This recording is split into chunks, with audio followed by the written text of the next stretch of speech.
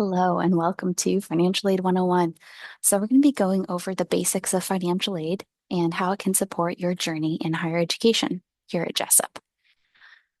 So to begin, this is an overview of what we're going to cover. We're going to talk about how do you actually apply for financial aid, the different types of aid that's available, and the steps that you'll take to receive that aid.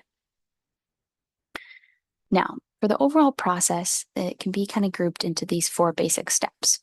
So first, you need to apply for admissions. So once you've applied for admissions, that's how you get into our system and you become officially a student.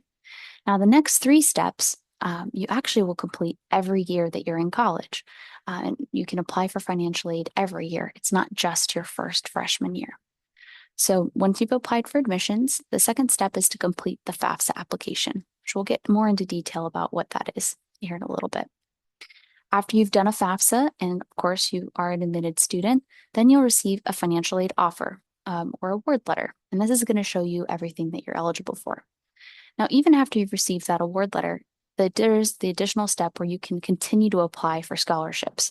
And we'll go over timelines and what that all looks like later on in the presentation. But overall, these are the basic steps that you'll take to apply for financial aid. Now, we mentioned the FAFSA. The FAFSA stands for the Free Application for Federal Student Aid, and this is where all financial aid begins. So even if you're not interested in receiving federal aid, you only want to receive financial aid from the school, this is still the best way that you can start your financial aid journey because it's how you get most of your information to the school. So you can complete your FAFSA at studentaid.gov. And when you complete the FAFSA, here's some things to know.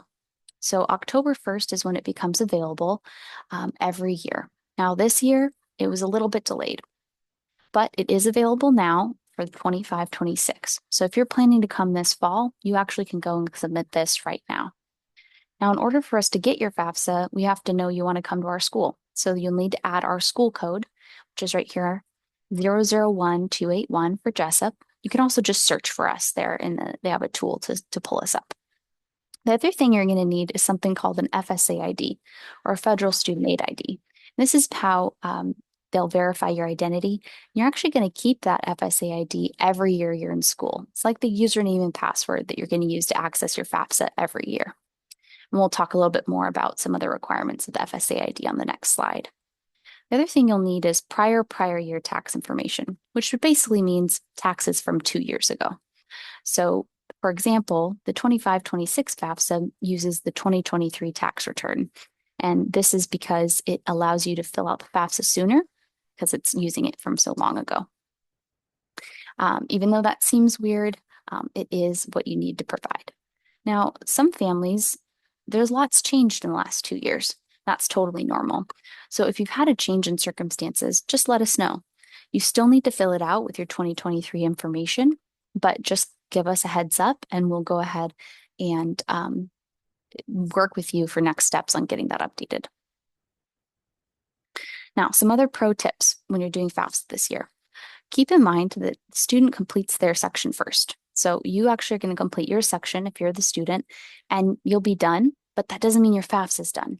You'll actually need someone called contributors, which is actually your parents. If you're younger than 24, they need to put their information on your FAFSA too. Now they're going to have their own FSA ID that's different from yours, and that'll stay with them too for forever. So if you have siblings, they'll use the same username and password on your siblings' accounts.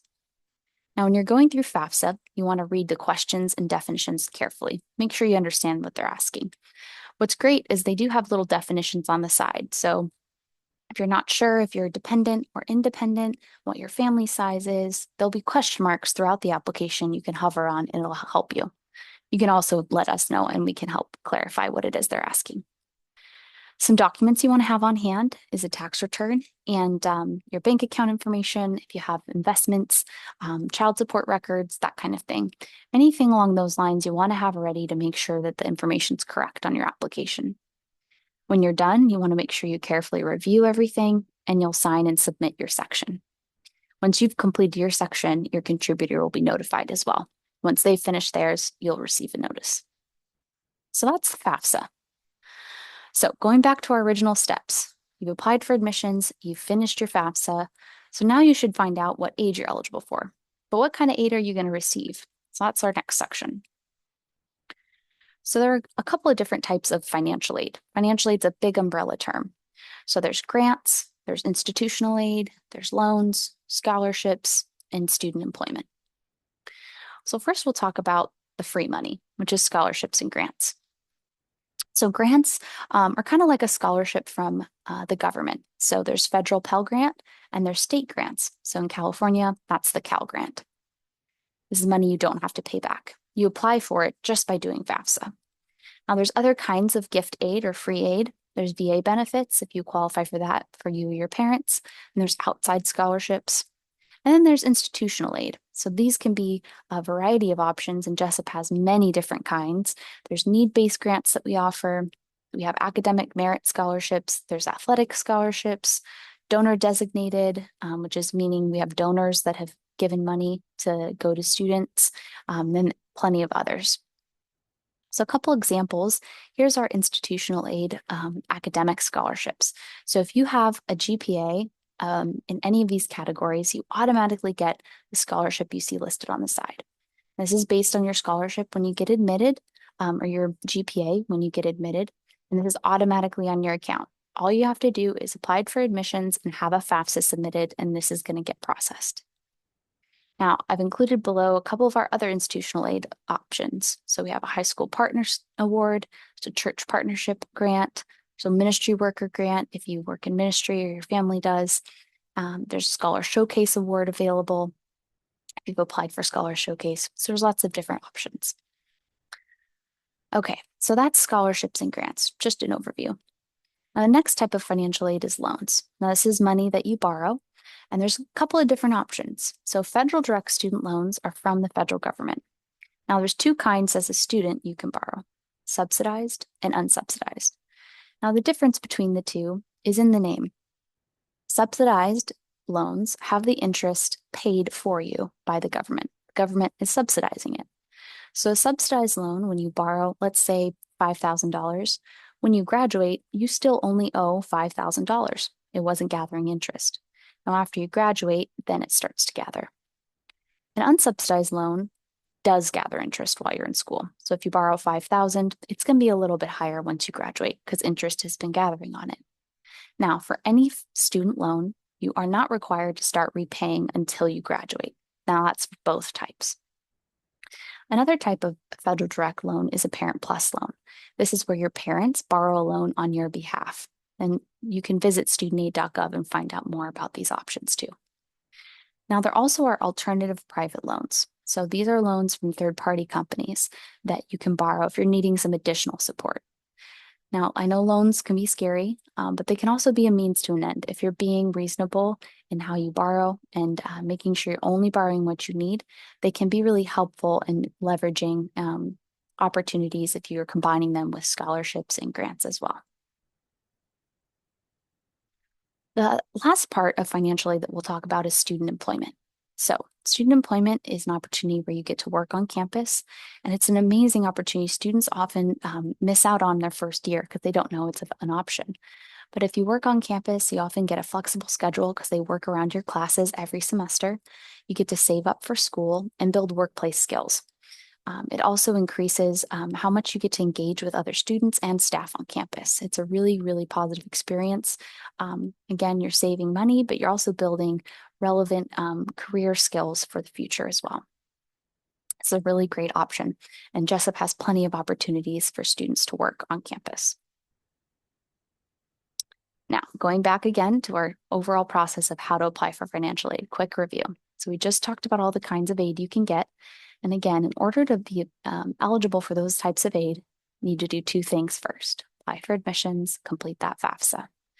You'll get that all those different financial aid offers, what you're eligible for, in your award letter. Now, how do you get your award letter? It gets sent by email, and it's going to show your aid in annual amounts. Now, this will be visible in your financial aid portal shortly after we begin processing packaging, which this year starts in March. Once you have that financial aid offer, you'll log into your portal and you'll accept any loans that were offered. You'll also complete any additional information. Sometimes there's some things that we need to complete your file. When you complete FAFSA, you can get flagged for things like verification or confirming household size, things like that, where we'll ask you for some additional documents. But that'll all be in your portal with details on how to turn in documents. Okay, so here's a timeline of everything I just talked about. This is how it kind of all fits. So November to December is when a lot of scholarship applications open. So if you remember in our process, there's 4 steps to getting financial aid. The 4th one was applying for scholarships. That starts in November and it's going on right now. This year, December 1st was when the FAFSA became available. So you can go ahead and start filling that out now if you haven't already. And from basically now until April, this is when all of the dates and deadlines are for scholarship applications. Now, if you're a California resident, you want to make sure you have your FAFSA in before March 3rd. That's the deadline in order to be eligible for that state grant. Now, from January to April, you also are going to continue to want to turn in any additional items. So if you've done FAFSA, once we start packaging and processing, you want to keep an eye out for any emails from us saying we need some additional items. So in March is when you'll start seeing those financial aid award letters coming. And again, they'll be sent via email. And then from May to August, that's when you'll start registering for classes. You'll start setting up your payment arrangements and get ready for the fall. So what's next?